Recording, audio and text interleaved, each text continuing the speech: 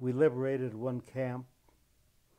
Actually, was in Czechoslovakia.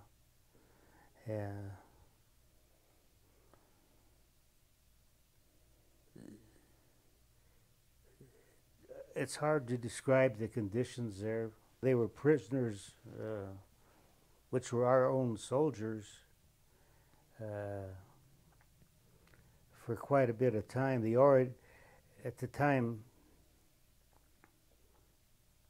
At that time, a lot of the German soldiers were deserting the army. So, in the camps that we liberated, the conditions were very bad.